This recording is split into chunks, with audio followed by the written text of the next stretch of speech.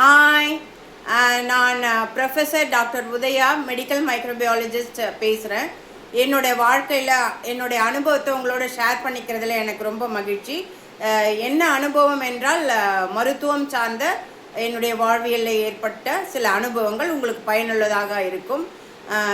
எதை பற்றின அனுபவங்கள் அப்படின்னு சொல்லும் பொழுது இதை பற்றின அனுபவம் தாங்க. இது என்னது, இது லிப்ஸ்டிக்கை காட்டுறீங்க மேடம், மருத்துவ நுண்ணுயிரில்ன்றீங்க, லிப்ஸ்டிக் எடுத்துகிட்டு வரீங்க. ஆமாங்க, இந்த லிப்ஸ்டிக் மூலயமா என்ன தொற்று பரவும் அப்படிங்கிற பொழுது நீங்கள் நிறைய வெப்சைட் படிச்சிருப்பீங்க, யூடியூப், புத்தகங்கள், பத்திரிகைகள், மருத்துவ பத்திரிகைகள், மருத்துவ நியூஸ் இதெல்லாம் பார்த்துருப்பீங்க, கேட்டிருப்பீங்க.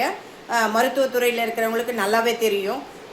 இதில் ஒரு சாமானியவங்களுக்கும் தெரியணுன்றதுக்காக தாங்க இந்த ஷேர் போடுறேன். மேலுமாக முக்கியமாக என்னோட அனுபவத்தை நான் போடுறேன். நான் கடந்த ஒரு 40 வருடங்களாக இந்த லிப்ஸ்டிக்கை டெய்லி பயன்படுத்துவேன். பார்த்தீங்கன்னா, அது 40 வருடங்களாக ஏன் பயன்படுத்தினேன் டெய்லின்னா, 40 வருடங்களாக நான் ஒர்க் பண்ண இடங்களில், வேலை செய்த இடங்களுக்கு போகும்பொழுது என்னை அழகாக வைத்துக்கொள்ள வேண்டும் என்ற அழகுணர்ச்சி எனக்கு கொஞ்சம் அதிகம். அதனால லைட்டாக போடுவாங்க, நிறைய போட மாட்டேன், அப்பின்ட்டு போக மாட்டேன், கொஞ்சம் லைட்டாக போட்டுட்டு போவேன். அப்போ பார்த்தீங்கன்னா, இந்த 40 வருடங்களுக்கு முன்னாடி பார்த்தீங்கன்னா, பள்ளி பருவத்திலிருந்தே நான் இதை பயன்படுத்துகிற வழக்கம். என்னுடைய மம்மியும் எனக்கு அதை யூஸ் பண்ணி விட்ருக்காங்க சின்ன வயசில். அதனால் சின்ன வயசுலேருந்தே பழக்கம்.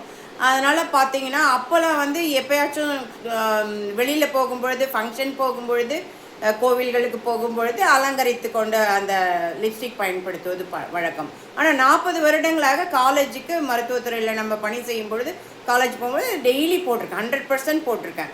அதனால் இந்த 40 வருடங்களில் எப்படியும் ஒரு 15 முறையாவது இந்த இன்ஃபெக்ஷன் எனக்கு வந்திருக்குங்க. என்ன இன்ஃபெக்ஷன்னா, ஹெர்பிஸ், ஓரல் ஹெர்பிஸ் என்று சொல்லக்கூடிய ஹெர்பிஸ் வைரல் இன்ஃபெக்ஷன் எனக்கு வந்திருக்கு.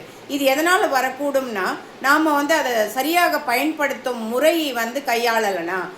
உதாரணமாக, ஹெர்பிஸ் வைரஸ் நம்ம ஓரல் கேவிட்டியில் இருப்பதாக ஒரு மருத்துவ உண்மை இருக்கிறது. அதில் பார்த்தீங்கன்னா, அந்த நம்ம லிப்ஸை சரியாக அதாவது துடைத்து விட்டு போடாமல் அந்த லிப்ஸ்டிக்கை பயன்படுத்தும் பொழுது அந்த லிப்ஸில் இருக்கக்கூடிய, அந்த ஓரல் கேவிட்டியில் இருக்கக்கூடிய அந்த வைரஸ் லிப்ஸ்டிக்கில் ஒட்டிண்டுச்சுன்னா அதை அப்படி நம்ம துடைக்காமையே அப்படியே பூட்டி வச்சுருவோம், க்ளோஸ் பண்ணி வச்சுடுவோம்.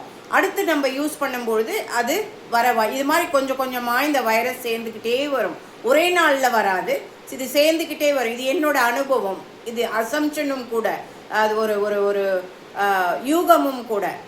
பார்க்கும்பொழுது ஏன் நேற்று வரல, ஏன் முந்தா நாள் வரல, நம்ம மட்டும்தானே பயன்படுத்துகிறோம் அப்படின்னு பார்க்கும்பொழுது இந்த வைரஸை கொஞ்சம் கொஞ்சமாக அந்த லிப்ஸ்டிக் போட போட போட அதில் வாயிலேருந்து ஒட்டிண்டு அதில் சேர்ந்துக்கிட்டே ஏதோ ஒரு காலகட்டத்தில் அது நம்ம போடும்பொழுது, காலையில் தூங்கி எழுந்திரிச்சு பார்த்தோம்னா, இல்லை நம்ம காலையில் போட்டுன்னு போயிட்டு ஈவினிங் வரும்பொழுது பார்த்தோம்னா பிளிஸ்டர் ஃபார்ம் ஆகிருக்கும். பிளிஸ்டர் அது மருத்துவத்தில் நீங்கள் படிச்சிங்கன்னா அது டிப்பிக்கலாக கொடுத்துருப்பாங்க.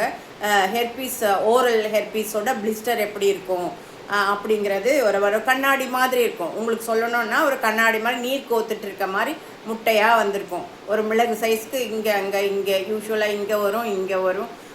ஸோ அது இருக்கும். ஏன் இது உடனே வராது மேடம், டெய்லி தானே யூஸ் பண்ணி, ஏன் குறிப்பிட்ட காலத்துக்கு அப்புறம் வரும்னா, அது டோஸ்ங்க. எந்த ஒரு கிருமியும் நோய் உண்டு பண்ணுவதற்கு ஒரு குறிப்பிட்ட டோஸ் வேணும், அளவு வேணும். அப்படி இருந்தால் தான் அது நோய் உண்டு பண்ணக்கூடிய தகுதி அதுக்கு இருக்குதுன்னு அர்த்தம். தகுதின்னா, அதாவது நோய் உண்டு பண்ண முடியும் தகுதி இருந்தாலும் அந்த டோஸ், குறிப்பிட்ட டோஸ் இருந்தால், நம்பர்ஸ் இருக்கணும், இருந்தால் தான் அது பண்ண முடியும். ஒரு உதாரணம் சிம்பிளாக சொல்லணும்னா, HIV virus, okay, HIV virus, AIDS virus சொல்கிறாங்க இல்லைங்களா, அது எவ்வளோ கொடுமையான இன்ஃபெக்ஷன்னு அப்படியே பரவி இருக்கு உலகளாவ ஒரு நியூஸ் இல்லைங்களா. அந்த ஒரு வைரஸ் எடுத்துகிட்டு எனக்கு ஏற்றி விட்டிங்கன்னு வச்சுக்கோங்க, என் பிளட்டில் ஏற்றுனீங்கன்னு வச்சுக்கோங்க, எனக்கு ஹெச்ஐவி இன்ஃபெக்ஷன் வராது, எய்ட்ஸ் வராது. ஏன்னா அந்த ஹெச்ஐவி இன்ஃபெக்ஷன் உண்டு பண்ணுவதற்கு கூட அந்த குறிப்பிட்ட நம்பரான வைரஸ்கள் நம்ம உடம்புல ஏறணும். அதை தாங்க இங்கே சொல்ல வரேன். இந்த லிப்ஸ்டிக்கில் நம்ம சரியாக பயன்படுத்தாமல், துடைக்காமல் கிடைக்காமல் போட்டு நாளடைவில் அது லிப்ஸ்டிக்கில் அந்த அளவு அதிகமாகிடுது, ஹெர்பிஸ் வைரஸோட அளவு. அது ஒரு நாள் நம்ம போடும்பொழுது அந்த குறிப்பிட்ட அளவு வந்த உடனே நம்மளுக்கு அந்த பிளிஸ்டர் வருதுங்க. அதனால் வந்து இது எப்படி தடுக்கணும் அப்படின்னா, சிம்பிள், வெரி சிம்பிள். நம்ம இந்த லிப்ஸ்டிக் பயன்படுத்துறதுக்கு முன்னாடி டிஷ்யூ பேப்பரை வச்சு நல்லா வைப் பண்ணிவிடுங்க, தொடச்சிருங்க. ட்ரை ஆக்கிட்டு லிப்ஸ்டிக் போட்டுட்டு அந்த லிப்ஸ்டிக்கையும் தொடச்சிருங்க டிஷ்யூ பேப்பரில். அப்போ வந்து நம்ம ஓரளவுக்கு கண்ட்ரோலில் வைக்க முடியும் இது. ஏன்னா அந்த டோஸ் தானே இம்பார்ட்டண்ட். நோய் கிருமிகள் அந்த டோஸை நம்ம குறைச்சிடுறோம் இல்லைங்களா, அதில் ஒட்டின்னு இருந்தாலும் குறைச்சிடுறோம். ஸோ பயப்படாமல் யூஸ் பண்ணலாம். ஆனால் என்றைக்காவது ஒரு நாள் வந்தால் உடனே ஸ்டாப் பண்ணிவிடுங்க, அதை கண்டினியூ பண்ணாதீங்க, அதை த்ரோ பண்ணிவிடுங்க அந்த ஐட்டங்களை.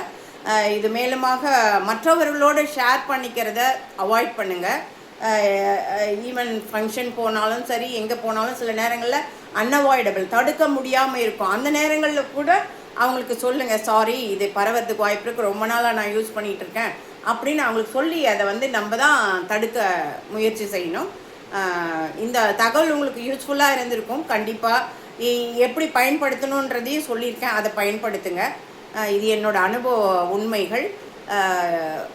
இந்த சேனலை ஷேர் பண்ணுங்கள், நீங்களும் சப்ஸ்கிரைப் பண்ணுங்கள், மற்றவங்களுக்கும் சொல்லுங்கள், பலனுள்ளதாக இருக்கும். இன்னும் நிறைய தகவல்களோடு இன்னும் ஃப்யூச்சரில் வரேங்க. நன்றி, வணக்கம்.